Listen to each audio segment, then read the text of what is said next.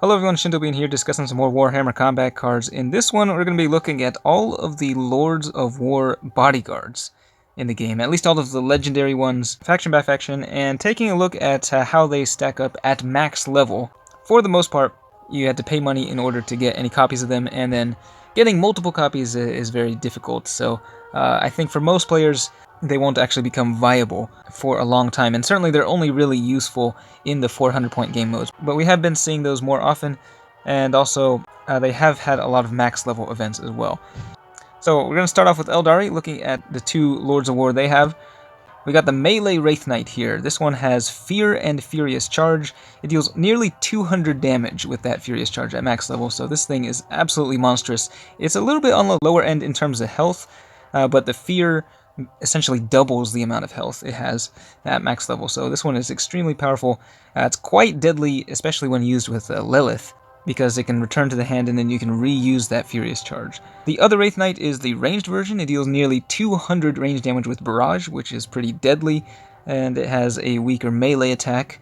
This one has slightly more health, but regeneration is one of the weaker traits, even at max level, considering how much damage everything does.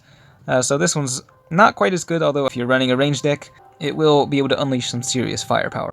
Moving on to the Necrons, they got 4 Lords of War bodyguards. The first one here is the cheapest one, and it's also probably the best one. At 78 points, we've got the Monolith, which deals 130 ranged damage and 78 melee, so decent attack with both of those attack types.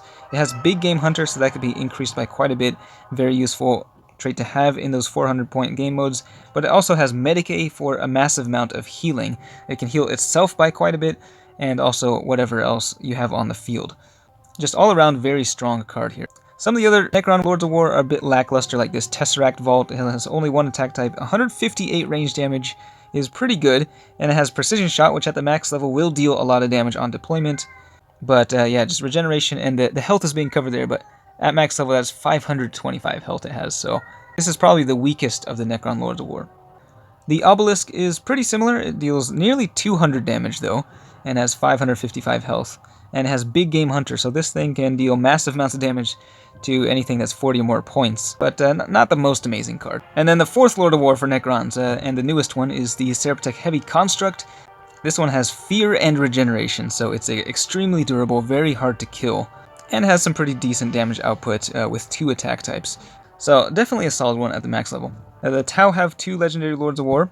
So we got the Supremacy Armor, which has a massive ranged attack, 224 ranged and 34 melee, and it has shields, so very difficult to break through with that amount of health.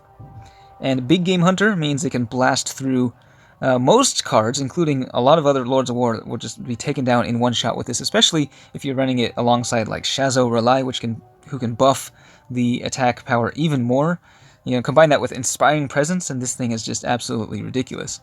But the Storm Surge Battlesuit is probably even more powerful, even though it did get nerfed shortly after it was released. It still deals a blistering 222 range damage with Barrage, and then it has Fear, so it's also very durable.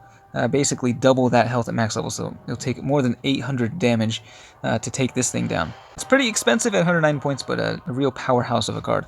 Moving on to Servants of the Emperor, they've got 3 Lords of War. First up is the Storm Lord. So this 100-point tank has over 600 health, very durable, and Taunt, which is an interesting trait to have on such an expensive card. Normally I'd say Taunt is not a good match for an expensive card, but at the max level it reduces the damage by 40%, so for the first 2 turns it's going to be taking very little damage. And 142 ranged attack with Barrage is quite strong, so it'll protect whatever other cards you have on the field and still be able to unleash some devastating firepower. But the Stormlord pales in comparison to the Baneblade, which has even more health and 162 ranged plus Big Game Hunter, which is one of the strongest combinations of traits in the game, because that Big Game Hunter will increase the damage dealt to all cards hit by the ranged attack. If anything, even things in the flank are 40 or more points, which is very easy to achieve in those 400-point game modes. So yeah, this thing deal insane amounts of damage. And then finally we've got the House Raven Knight Valiant. So this one is quite expensive. It has a little less health than the other 2 tanks, interestingly. 224 ranged attack, which is increased even more with the Inspiring Presence. So I think it actually deals more like 290 ranged. And plus Big Game Hunter, this thing can just punch through most cards, including other Lords of War. with ease. Moving on to Space Marines, they've got just 2 Lord of War bodyguards. So the Astreus is another tank, which is very difficult to kill, nearly 500 health and shields, and 229 ranged attack with Big Game Hunter. So again, yet another card that can deal devastating amounts of damage with that primary ranged attack. Then we've got the Thunderhawk gunship. This one has a little bit less firepower and only 1 attack type, so it's noticeably weaker. It won't be able to retaliate when things are going melee, but it is possibly the hardest one to kill, at least for the first 2 turns, because it has shields and taunt. Of course, if you combo with like Lieutenant Tomron, you can buff that ranged attack to even higher levels as well. Chaos have 3 Lord of War bodyguards. So we've got the Knight Desecrator. This one has a pretty equally strong ranged and melee attacks with Big Game Hunter, so it can deal some pretty good damage with both of those attack types.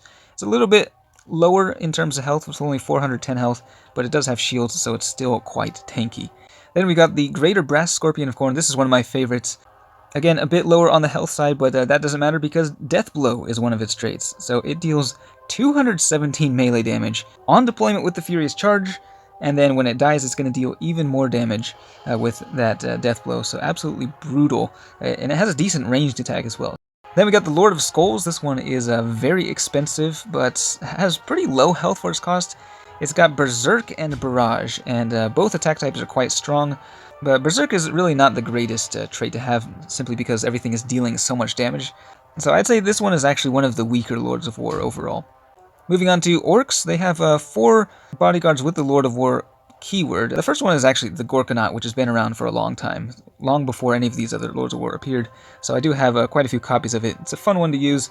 Currently has shields, so very tanky, and then that massive ranged attack is quite strong as well, especially with Captain Badrock. Next up is the Kill Blaster Tank. This thing is absolutely devastating. It's got massive ranged attack with barrage and precision shots, so at the max level it'll be hitting with that full damage. And of course, you can imagine with Captain Badrock, this thing can easily clear everything on the field with a series of massive attacks. And then we got the Morkanaut. This one's got similar stats to the Gorkanaut, but it has Big Game Hunter. Again, much greater ranged attack than the melee attack, but yeah, still overall decently strong and also very durable. And then we got the Big Old Stampa. This thing again has that deadly combo of Big Game Hunter and Barrage, massive ranged attack, and also a really big melee attack to boot. Over 520 health.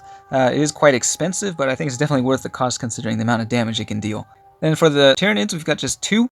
One of my personal favorites, the Hierophant Biotitan. This one also has a very big ranged and melee attack, and it has a really fun combination of barrage and poison. So if you put it in the center lane, it can actually poison all 3 lanes with that barrage attack, and at the max level poison, it deals 16 damage at the end of each turn, so that's actually pretty good if you can poison 3 cards at once with it. And then we got the Harridan. This one has kind of lower damage overall than most of the Lords of War. Some people have been saying that it does deserve a buff. It's got 500 health with Fear, so it's actually very difficult to take down. Very tanky, but yeah, the damage is a bit on the lower end. And Outflank is also not a very great trait for a card this expensive. And Leagues of Votann don't have any Lords of War, so too bad for them. But yeah, that is all of the Lords of War in the game. Let me know which one is your favorite. Of course, I only own a couple myself. I would like to be able to use more of them. It is fun playing against them in the campaigns, at least. It's a fun challenge whenever they come out to try to figure out how to destroy them. But they're definitely more prevalent now that we have the Apocalypse game mode, which currently is only a casual game mode. There's no ranked version of it, but that may change in the future. So that's it for this one. Thanks for watching, and I will see you next time.